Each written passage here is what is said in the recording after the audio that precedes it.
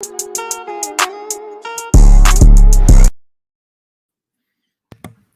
Hello. people. Oh, there we go. Hello, people, and I thought we're looking at an interesting game today, and apparently an interesting introduction as well. So, how are we doing, people? We are at the finale of the Europa League group stages, and we're finally here. We're finally at the end of this long, arduous road to the knockouts of the Europa League, and it's going to be a good game, I reckon, in terms of just. I think it'll be. Uh, I mean, I don't know about you, George, but for me, I think there's going to be a little bit of nerves just because I want to top this group. I don't want to be playing that playoff, but we're Mhm. playing Zurich, and there's going to be, as we saw when we played them away, it's going to be an interesting game in terms of seeing if we can put them to bed, put this to rest, and get out and play a nice weight watching game in the next round instead of playing it. So. Um, what are your thoughts on the? Because I know we've got a lot of injuries coming back, so I wanted to get your thoughts on El Neni and Zinchenko and Saka and et cetera, et cetera, and just let you have a little bit of a talk about it, and then I'll respond as well. So yeah. Yeah, no, I mean it's been not too bad. I thought we could probably start off with some injury updates. Yeah, I know it's getting a little ragged out here in the streets. Sometimes winter just gets you. But I'll be back soon with a nice fade. Once Akanji returns, you got your thing. So essentially, speaking of returns, by the way, like you have a look at some of the returnees and some of the injuries that we've got. So essentially, when you're having a look at basically Bukayo Saka and you're having a look at Zinchenko and Elneny, I think we should just go through some timeline injuries. Mainly Saka. So one of the big injuries that if you ever had a chance to kind of look at some of the replays in terms of what the physios were doing, a lot of times they were just doing some tests to kind of evaluate some of the eversion ligaments that typically would happen. Because when he kind of fell down, the first concern that I had, and I remember going into groups, was it could be a serious high sprain. And what a high sprain is just when it's a little bit higher towards your shin bone and kind of the tibia and the fibula and the ligaments in between those two get strained. And that is a lot more of a serious injury. And so the reason that you had that is essentially kind of when that foot comes down off that challenge. I think it was in like the 15th minute. It's a little bit higher and it is a little bit more of a deeper strain. And so that's what could be a much longer time frame. But once the physio started moving his ankle around a little bit, I got a lot more calm and felt, okay, this is just a typical sprain, probably to his foot. And, it mainly came from a knock because I saw no twisting. I saw no rotation from any of the feet. So when you have a look at that, there's not really a big concern for a major injury down the line. But one thing that, I said is probably going to be like a day-to-day evolution. And, Saka being back doesn't surprise me. So I think everybody in terms of, the PTSD of what would happen to Bukayo Saka going down has got everyone a little bit worried. But there's no long-term issues. There was nothing major for him. He was very possible to come back. So his was a return I was really expecting. And then now on to like the the really fun one, which is Zinchenko, probably, which will take the longest. And so, if you were, listeners of BoP, everybody would know, and they would be a lot calmer because here at BoP we talk about injury timelines, and we all said here that Zinchenko would be back by this date, and he would be back for Chelsea. The biggest thing with Zinchenko is it seems like he's had some trouble even returning to play because he should have been back actually quite a while ago, but he kind of had a relapse or he had an issue. And Mikel kind of made note of it in terms of his calf strains. But once he kind of made that comment a couple weeks ago, or just under a couple weeks ago, I immediately knew that even with a relapse in terms of a calf strain, you're kind of looking at 7 to 10 days unless you don't meet the progressions, and then you can't keep going on. But every time that you do have an issue in terms of, a repeat calf strain, whether it was Tomiyasu last season or anything else, typically the physio parameters is you go back to the previous escalation. So if you've pushed them out to kind of go outside, let's say in very basic terms, there's a lot more involved, but I'll try to break it down really simply. But if you have somebody go out to kind of on the field training and they respond really poorly to that, you're going to push them back to the gym. And you're going to wait until they're able to do that until they meet kind of some of the stress tests. And then once that's complete, you can then escalate them back outside. But you do have to kind of go back and almost redo that step of progression. And that's kind of what return to play really looks like. And so for us with Zinchenko, having actually seen him in group training must have meant, by the way, like they don't release photos, but he would have been outside first. So that's like the first thing. What people have to realize is when you progress from the gym, you go outside to solo training. And then after solo training, in terms of if the foot respond or whatever the injury is, if you respond to on the grass and on the pitch extremes or tests, you then get put into kind of a real world scenario, which is training, which is just group training. And that's when typically is the last progression from a physio standpoint. So, anyways, Zinchenko being back in terms of how much time he's missed, I will say he is at risk for some fitness concerns for sure. Just broadly, he was out for about 3 weeks, and in that time, it definitely is possible for you to kind of lose some fitness in that time. Anything from 3 weeks and on, a lot of studies have shown even like your VO2 max, which is just essentially your capacity, your endurance, and the amount of oxygen that you can produce, it kind of goes down in terms of your cardiovascular fitness after 3 weeks. So, and it gets worse obviously the longer that you're out. But like at the 3 week mark is typically the mark for any injury, by the way, where you might be a little bit concerned endurance wise. But it wouldn't be anything huge in terms of how it affects this game. It really depends on kind of the physios and how quickly he's come back. It seems like it's only been 1 or 2 sessions, so I am worried about a bounce game potential. I would have liked to have had more kind of group sessions under his belt before I introduced a bounce game and then to Chelsea, but it might not be a smart idea to really risk him if he's only got 60 minutes in him. And I'd rather save that to Chelsea, to be honest with you. So him being back was not a surprise, but I wouldn't expect him tomorrow. I would expect him in the squad, but I just wouldn't expect him playing. And then in terms of this question, we could probably blow this up into like a bigger segment, with Curran, because I think we've talked quite a bit on this channel about Lukunga, his profile, and kind of how El Neni and him are intertwined for this season. And so essentially what is, I'll first just really quickly finish his injury, and the fact that, Mikel made mention that he'd been training for weeks. Again, that's just combining what I was saying before, outside training, gym work, and even, getting into group training. I think, he is somebody that was definitely more far along. I think even as far back as the Southampton game, he was doing a rundown with the team. So, he was definitely somebody that for me has been fit and he's fine. So even in terms of, going to group training, all these guys are on different levels of fitness, though. Zinchenko is definitely the lightest. Saka's completely fine. Knock, it's fine. He doesn't have any endurance issues. And El Neni is just awaiting match fitness. And so, but Zinchenko, I really would doubt, even if he is in group training, it doesn't mean he's back. He's missed enough time for me that stamina is going to become an issue. So he'll have to be worked in a little bit slowly. So he might have 60 minutes. But other than that, I think everybody being back is going to be a really big boost to the squad, and kind of right in time as well, to be honest with you, because we've got, another 3 games after this one to really just close out a really strong start to the season. And I think it's really important to kind of finish strong. So the biggest thing that we'll probably talk about is this, and in terms of what this meant for Sambi Lukunga, because I feel as though, just to preface, again, here on BoP, we've had really a lot of discussions about labeling Sambi Lukunga an 8. And, I really don't like these positional debates online. I am definitely somebody that does zones over formations. But when you have a look at maximizing somebody, you're going to have an idea of what their position will maximize their talents the most in. And, the idea that, Sambi's this 6'8", meaning that he can play both as a 6, as an anchor, or as an 8 higher up the pitch, it's great. You need versatility and whatnot.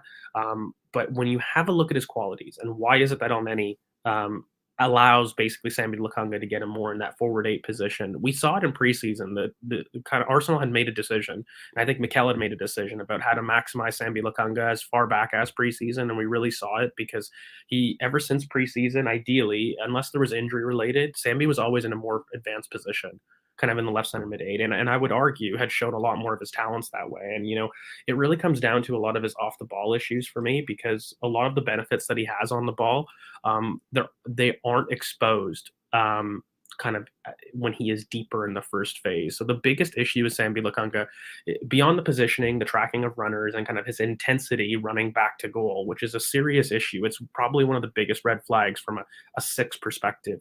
No matter what, you have to have intensity in key 1v1s. And, Mikel's made note of this plenty of times, but it's even more so a bigger responsibility in the 6 role, particularly when you have a look at Thomas Partey and Granit Xhaka's partnership. So if you just look at kind of the starting partnership, Granit Xhaka has had a lot less defensive duties this year, and he's really been removed of those defensive duties. And look, he's been better for it, and we can talk about Granit another day in terms of being our player of the season. But fundamentally, when you look at that partnership, Thomas Partey takes the brunt of a lot of defensive responsibilities. So if you're going to apply the same logic to how we orchestrate our midfield, in which kind of on the left, you're going to be looking at a left central midfielder that will be higher a little bit up the pitch, but won't be responsible for as many defensive duties. Then that means if you do lack intensity running back to goal, it's not exposed. If you do lack the ability to track runners, it's not exposed.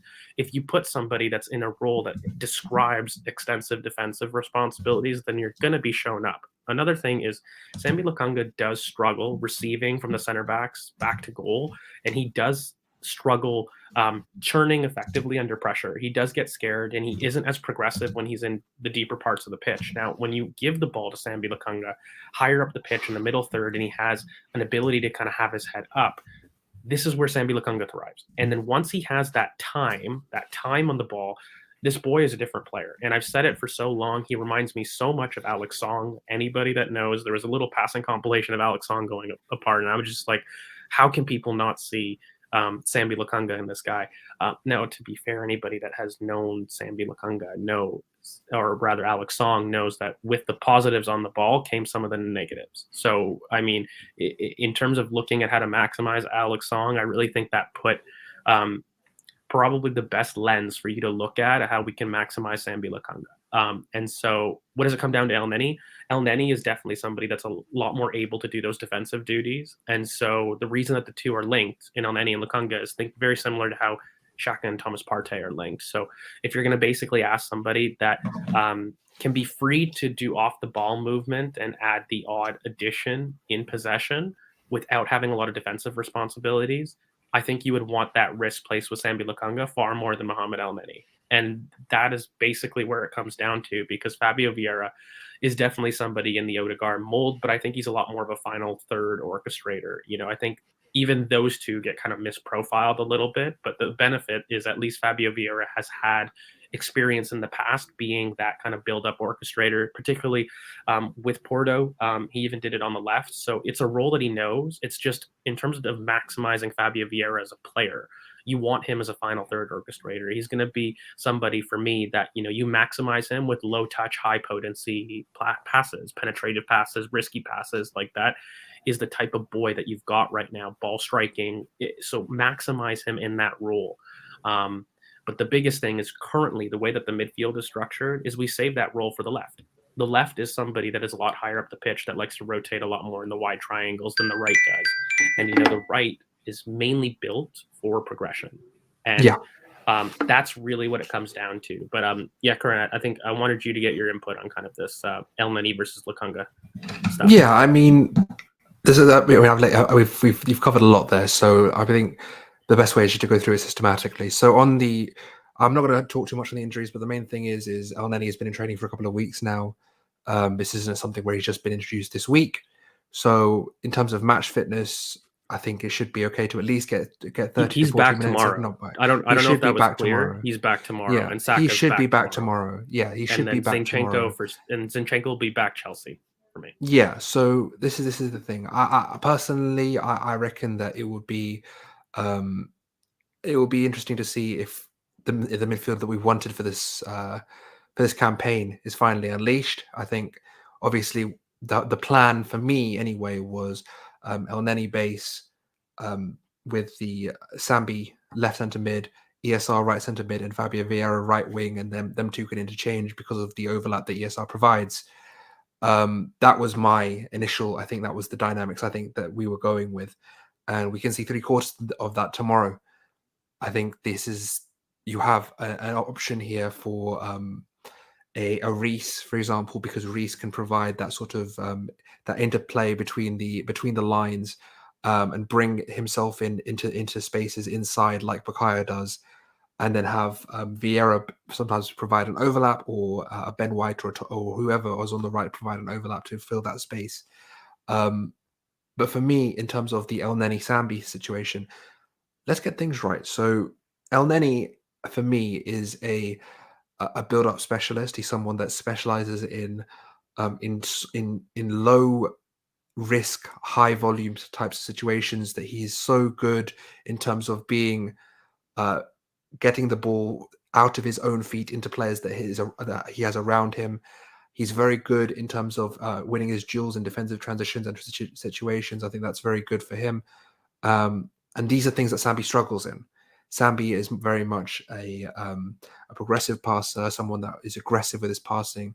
They kind of intertwine very well because Lokonga has that ability to overlap on the left, and there's no Xhaka, obviously, as you guys have mentioned. So I think this is a very opportune time for Sambi to show what he's made of. Personally, I think this is something that he has really shown that he is able to do. As in terms of preseason already, he's been able to show that he can do this left centre mid role, and I think this is a perfect chance to kind of shut some people up. So, look, in terms of what the roles are, so El Neni base being that defensively secure person, able to move the ball between the lines, get it to players that are better than him in terms of more progressive passing and a bit more verticality. He's very much a recycler, and getting through that second phase, we need that tempo controller that won't be constantly trying to push the tempo higher and higher. That we need someone to control that midfield, and with Lokonga and Vieira next to each other a bit higher, you can also have that balance to get the ball out of the first phase into the second and into the final action, because and you like have and really yeah. simply also, Curran, like Xhaka is banned, so like it Yeah, makes the Xhaka is decisions banned. extremely easy. Like Xhaka can't The other thing play is tomorrow, the so the last thing I'll mention before we get into the full lineups is you now have in that midfield you have one player for every phase of play. You have a first action build up guy in El Neni. You have a second phase controller in Lokonga, who's able to provide an overlap on the left, as well as be that sort of lamppost, as we like to put it, or that sort of pillar in the middle that sort of can distribute the ball from side to side and build up in the second phase and get the ball into the final third. And you've got that final action monster in Fabio Vieira. You've got a midfield that control every phase of play, and it's a very, very balanced midfield. And you have the ability just to get players that are much more comfortable in the positions that they're in. I don't think you'll see Sambi hiding in the second phase. That's where he dominates the ball.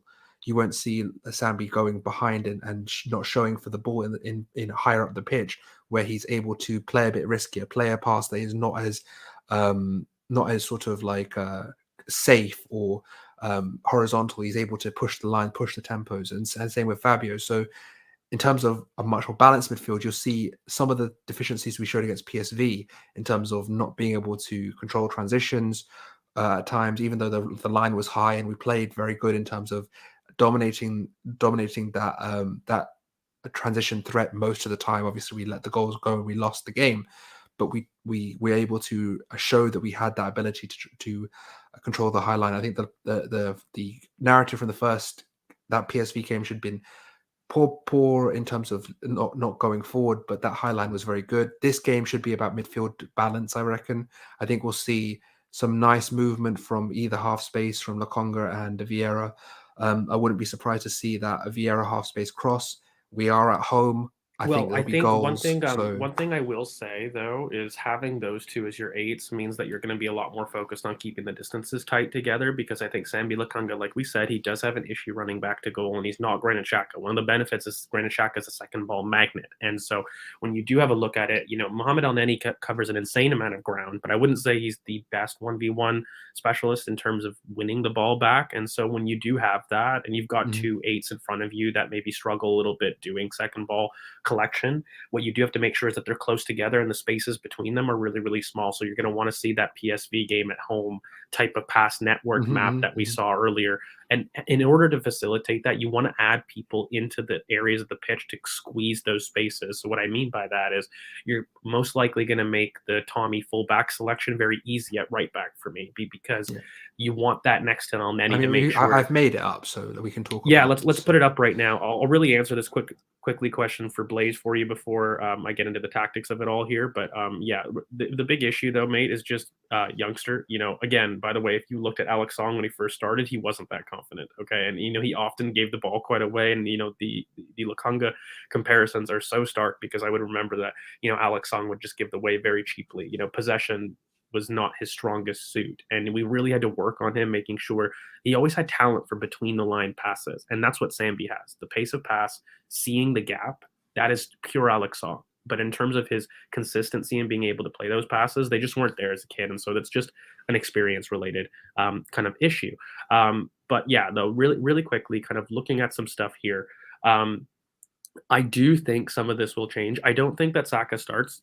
Yeah, I forgot. I realized I Personally. forgot to change that. I think it would Um, be rather be Reese. I think personally. Yeah, but I mean, going into this here, so look, Matt Turner's still injured, so Ramsdale is in regardless. And by the way, the two for sure things is Sammy Lokonga at 8 and Ramsdale at goalkeeper because Shaka is banned once again. And then I think in terms of our fullback pairings, one thing that I really want to see is with Sammy Lokonga kind of high and wide, I think Kieran Tierney is going to be really important to keep that outside channel and the width there. So I think Gabriel will play just to help us defend that space a little bit better. With Kieran Tierney high and wide, you need a channel defender in your left center back because there's a lot more space involved in behind the touchline at that point. So you definitely need somebody there. And I think Sambi will struggle again running back to goal, right? So just to keep that in mind, you want a proper channel defender that's a really good 1v1 dual specialist there. And then in order to kind of map it up, I do think Jesus should play, by the way, and there should be the debate. Now, I wouldn't have him at striker. I would have him at right wing. And now bear with me here for everybody. The biggest thing with Fabio Vieira right now is he's going to be somebody that is going to take charge of the final action. And I think Gabriel Jesus is somebody that needs a goal desperately. It's somebody that, he's been doing excellent work, and we can all do a lot of the contingency measures. But I think, Mikel Arteta said it very, very well in a sense of, if he's going to get 3 assists, then no problem. He can play like that. But if he's not going to do that, we need our strikers to score goals if we're going to be doing anything. So the biggest thing for me and why I'm not going Cedric as opposed to Tomiyasu is because Kieran Tierney is going to be having the high and wide roles, the fullback. We're not going to have both fullbacks high and wide in this. I think it's too aggressive to do that. And it really comes down to your Sambi Lokonga Vieira 8 off the ball and kind of what we were saying before about keeping those distances really tight. So if you're going to make a 3-2 kind of back line, I would definitely prefer to have Tomiyasu on the inside, and I'd rather have Kieran Tierney high and wide here. And if you had Cedric, you basically wouldn't give him that option. And so with Cedric, you would have Cedric be the overlapping high and wide fullback, which is not something that I think we need. And so in order to do that, if you're going to have Tomiyasu as your right back, and I think this is where the right wing gets tied together, right? Because with Rob Holding, we know what he is. We know what Mohamed El Neni and Vieira being on that side. But if you're going to have somebody that's high and wide, then you could probably have somebody like a Fabio Vieira right wing, a very creative interior that likes to be on the inside. But if you have Tomiyasu, that is your right back. You really want your right wing to be a touchline profile. And again, I think Reece Nelson is somebody that needs to play after the great performance that he had after Saka's injury. So he's going to play. And I would have Eddie Nketiah up top. And I would have, Reece Nelson be the left wing option. And so for me, that basically puts your right winger as somebody that's going to be finishing the actions, very similarly to how we played last year. And so for me, that puts Jesus in the best role to score a goal. And so if you have basically Eddie Nketiah and Nelson being responsible for kind of taking over some of the progressions, then I think you maximize the ability for Jesus to be on the same side of Fabio Vieira, who has an excellent slip ball inside. And, he's going to be really, really important to making sure that I think we need to exploit this back line. Because, again, they played that 3-5-2. And we know from previously, right, in previous games, there was that famous, kind of tactic board that we keep doing with this idea of there being space in behind, and it really comes back down to this game, right? Like you have this 3-5-2 and your wingers going out to in to get in behind the space of the wing backs, and the third center back is going to be super important for Zurich. So for me, if you want to maximize that, we got to get Jesus up and running, and for me there's no better place to do that than a really nice game at the Emirates. So there is one more theory. There's one more theory, and I mean, I probably would go with what you've gone with Jesus right wing, just to finish the action and creating progressively the passing from the left side to go left to right. But there is one more theory that it does involve Cedric. Is you go Cedric right back, Reece right wing, and have that creative right wing, have that overlap, and then go Tommy left back, have him protect the transitions on Lokonga's side, and go, for example, an Eddie left wing, Jesus striker, or Jesus left wing, Eddie striker. I personally haven't not. I don't really like that as much. I personally like Reece on the right. I think he's a lot more. The game's a bit simpler for him on the right. I don't think he's I think he as performs better on the right only because of yeah. his familiarity with that role, just having been brought up as a right winger. But I will Yeah, say, I think the his other thing is the angles that he has at the ball. It means that all the game is simplified for him. The game is simplified into third man running, into getting into the box and making the actions in the box, being that box threat instead of being that combo player on the left where he's You know what I would trying to get argue through though, in between the currently? lines. Like he needs okay, he is that player, but in terms of look, he is somebody in a squad that probably has the quickest feet in the squad. And in terms of having his Yes, right foot, left foot, he does he's have a one of great the hand most by technically pedal. secure player in the squad. He is. There's no doubt about that. But you know what my issue is having a ball side dominant player on the right when you've got Vieira next to him. Like it does it. Mhm. It's kind of a clash of personalities there for me. And so while I agree with you currently, right now he's better off the right, but that's a familiarity thing for me. I think his ceiling is far better at left wing, and it's just because the angles are far more open for him to go in and out, and he is a player that can go in and out both sides. And so I think But he do you not think he struggles. gets into his head too much on the left? Well, that's a confidence issue because then you take that away, and then he's way better on the left because now he's got double the opportunities to exploit his opponent. And especially with somebody like Kieran Tierney high and wide, it focuses a lot more of what he's meant to do because It can replicate the Malacia relationship basically from last season at Feyenoord. for I understand. well, I for understand sure. the reasoning. And that's what he thrived with, by the way, with Feyenoord Hmm. is he thrived off having those options. Look, Reece Nelson is a quick combo player. He's a classic Hale ender. He's like one touch, get it, give it. He's a get it, give it type of player. Tight combinations. This is how Hale end is brought up. We see that goal against West Brom last year with Emil Smith Rowe and Bukayo Saka. Yeah, That is the type of the goal that snow goal. the Yeah, we snow were. goal. That is the type of goal that Reece Nelson will thrive on. So for me, the biggest thing is making sure that we maximize getting runners off him because he struggles not just when he has a lot of options current, but like when he doesn't have options, and the onus is on him to create to beat a man.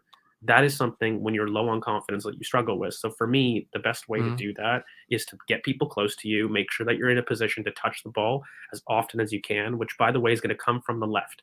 The right is going to be less touching in this game Yes, only and because that's the only Tommy reason is why I better. would have him at right.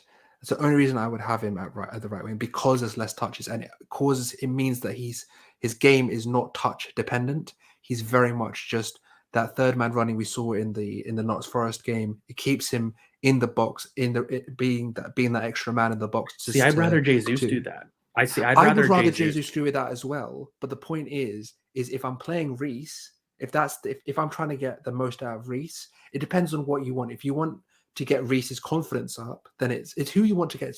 Who basically it comes down to me is who do you want confidence high? Oh, And Jesus before Chelsea. that's like Jesus. It's got to be Jesus. But my Yes. point is, I feel like in terms of where he's better at, I'm talking Nelson himself, not for the team, but for Nelson himself to get his confidence back. If you want to get his confidence back, it's going to be on the right. But I agree with you. Play him on the left for this game. I think Yeah. that's where we need to have him because of Kieran on that side. But it will depend on which fullback goes. If Tomiyasu plays left, then I would have Nelson on the right. If Tomiyasu's on the right, I would play Nelson on the left and have Jesus on that right wing. Yeah, But it's that's just just about balancing, right? Because when you've yeah, got an exactly. inverted fullback, right, on whatever side Hmm. the inverted fullback is on, the winger naturally is going to be more of a touchline option. That is no Hmm. matter what. So that just to break that Yeah. down simply for the players, like or sorry, not the players, but people watching. So Zinchenko, the reason that we've got this entire setup, why that left hand side was really fluid. Okay, this entire opportunity of Granit Xhaka, don't look at him; he's a unicorn. He can do both roles. He can be a secondary receiver. He can play deep. He's done both roles beautifully. He's a unicorn. None of the pods depend on him. But Martinelli is not somebody that operates the greatest on the inside. He is definitely much more of a touchline winger. When he stands up his markers out wide, he always takes them on the outside. That is why him and Kieran Tierney never work. And so when you have a look at it, if you're going to play with an That's why inverted Emil works fullback, better with them. Well, 100%. Emil works far better with, a Kieran Tierney because he's somebody that can go in and out, but he's also a close combo player that can receive on the inside. He's okay in tight spaces and that stuff. Martinelli isn't. He's okay when you have space. That first Nottingham Forest goal was fine, but he is no pressure to make that pass. And so that is why he's able to make that run. But if he does crowd the space, he does struggle on the inside. He always takes marker on the outside. And so you just have to balance your fullback pairing with your winger pairing, knowing what kind of Yes. eight that you're working with. Okay. And so when you know that you've got somebody like Fabio Vieira, who himself is a very flexible profile, he can be that kind of build up player, although he is a little bit worse at that individually, but he can also be a final third player. You're then saying to yourself, okay, look, if I've got somebody that's an inverted right back, Tomiyasu versus Cedric are very different profiles, and they should be fitted very differently. If you're going to play a Cedric, then no problem. Play a guy on the inside like Yeah. a Fabio Vieira, a Reece Nelson, a creative interior 10. That is the profile that you want to pair with somebody that has an overlapping fullback. Okay. And that's really what's been really fruitful for us because Ben overlaps with such great, intensity these days that Bukayo can be that person that's more on the inside and operate more as a 10. And Odegaard fills in deeper, right? Like that is the rotation that you're seeing. But if you've got Hmm. somebody that's an inverted fullback, your inside central midfielder is not pulling deep to You're control clogging transitions. you're He's clogging going. lanes basically. You are, but it's just like if X moves, Y moves, the famous Rohan saying. But if you've got kind of an overlap, like a Ben White overlap, and Odegaard drops deep, Saka gets pushed inside, right? Like that. That's it. Now, if you've got an inverted left back who won't really go high and wide, then your inside central midfielder, i.e., Granit Xhaka, will pull wide and push your Martinelli inside. Like that is the XY movement that we're Hmm. really getting here. So for me, it really comes down to that real simple axis. That instead of again because Xhaka can't play and he's banned, you're going to be looking at Lakanga. But absolutely, like this is kind of the right hand side that I see working. And instead of having Marquinhos touchline, I would have Jesus purely for the idea of getting him a goal. Like there's not a fitness concern here for me, but your theory, Mayor, is completely correct. Like Marquinhos is a touchline winger, and he would work under that system very, very well. And the reason that I don't think Nelson would work in this trio with Tommy and Vieira is 100% because for me, he is not the best touchline. I think that he's a lot better on the inside, just as a player when he's a lot more close 1-2 touch. Nelson can do the role, but he's very conservative and he doesn't beat a man on the outside and he doesn't whip across with nearly enough pace and power to really justify him as a strong footed right winger on the right side. Like he doesn't do those things enough, which is what you need if you're right footed there. Or you need extreme pace like Gabby Jesus, who from a Mm. standstill is just immense. But I don't think that, Marquinhos is going to be played in this game. And I would use it as a kind of a bounce game for, Jesus. But yeah, Fabio definitely needs a game. But current mate for you, we could talk hours about this, but I think it's kind of that time for predictions. How are you seeing this game? What do you think? 3-0. 3-0. I 3 think 0. 3-0. I don't think they have a lot to offer in terms of. I'm not going to say this fatalistic phrase. I don't think they have a lot to offer us going the other way. But I just think that we have a lot going for us. I think the addition of Mohamed El Zebers is going to be interesting to see going forward. I knew that was coming. I knew that was coming, and the best is yet to come from him. And I think that is he's going to be an interesting addition to that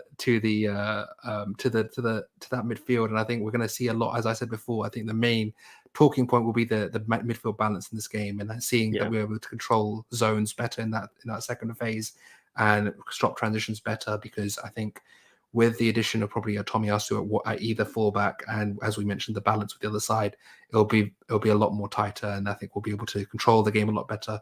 And let's be honest, this isn't the team that is really a threat, but again, we have to be on it this game. I think we need to get a good victory here. Just forget that second place stuff. I don't want to see it. So yeah, just very No, interesting. I think a 3-0 100%. is what's on. Yeah, you're good value for money there. I think for me, we're at home, big. Um, you know, I I do feel that we get a bigger score line. I'm not gonna lie. So I'm gonna go with a 4-0 for me. Just really quickly to kind of address this, I think, look, Martinelli, it was a weakness. It's no longer a weakness. It's one of his better things that he's improved this season, that kind of technical security under contact. But one thing that he does do is he doesn't have a great touch, if you notice. So a lot of times, even when he does receive under contact, like he's able to retain it quite a bit, but he goes backwards quite a bit. He can't roll that contact in the same way, and he can't roll it inside. That's really what it is. So if he does receive the ball, it typically goes back to the same area that it came from until he gets it under control. And then he does a switch out to the right. But he never takes it on the inside to really drive inside unless he's receiving in space. And so when you really had to look at it, he took up a lot of central zones yesterday, but the only times he did was when he was in space, i.e., the first Nottingham Forest goal. So when he did receive that ball, he was on the inside and he had no one in and around him, and he had time to kind of pick his head up, place his pass, but he doesn't dribble on the inside. He's not somebody that's going to take it on the inside or take his man on the inside. As soon as he stands up his fullback, and as soon as you see the Martinelli, the quick steps, right, and you've got a fullback that's staring at him 1v1, he never scissors out, feints kind of on the outside, and comes inside. Never. It's always on the outside. Now, is that a problem? No. And if you notice, he always cuts back onto the outside. Like he may fake that he's going to cross with his right foot, but he never takes it on the dribble. He never pushes it out with the dribble on the outside. Or on the inside, sorry. He always cuts back onto the inside, goes byline, and goes towards kind of the corner flag to do a cutback. Like that is just what he does. And so it's kind of why, when you have a look at him with Kieran Tierney, they struggle because they're both big space runners, and there's somebody that wants to go touchline and push it touchline in the same way that Kieran absolutely has a chop back onto his right foot and can go inside. It's not like Martinelli can't The do West these Ham things. goal, the West Ham snow goal Well, for Kieran. no, Just to put it 100%. simply, it's just basically when Martinelli receives the ball, he goes into out, but when he's running in space, he loves to run out to in. I think that's the best way to put it. I think he doesn't like going inside when he's going into that final third transition mode, like an Emil does, and then they both like to go on the out. I think that's the way they've been trained. I think both Martinelli and Saka have been told to keep the width. I think that's the way they like to operate the system and have the eights basically funnel into that half space channel. So yeah, that's the best way. That's 4-0 from him, for 3-0 from me, and we'll get Chris. I'll ask him now. I want to ask him in the group chat now. So yeah, I think that's a good way to wrap it up. And go on, do your thing. Go on. Yeah, absolutely. And guys, look, thank you so much for all the engagement. We're going to have to wrap it up right now. So thank you so much. Make sure you guys like, comment, subscribe before you guys head out. If you do like the kind of the video, it really does a lot for the channel. So thank you so much before you head out. If you guys could just hit that like button, it does wonders. And of course, hit that bell for notification to know when, in fact, we do upload. So you got me at GeorgeV_AFC. You got Curran at Curran BOP. And of course, Chris is at CKFTPL. And we are Ball Over Passion here at YouTube, or at BOP Footy on the Twitter. And so, guys, thank you so much for joining us. We'll be back with a review for you guys probably on Friday. And then, guys, we got the big one, the Chelsea preview, which is going to be really interesting to break down. I think we have a very fun performance tomorrow, but also an even funner one on the weekend. So, guys, stick with us. We're going to keep producing content. And we hope you guys have a great rest of the day and you guys enjoy the Champions League fixtures. So, peace, everybody. Have a good one.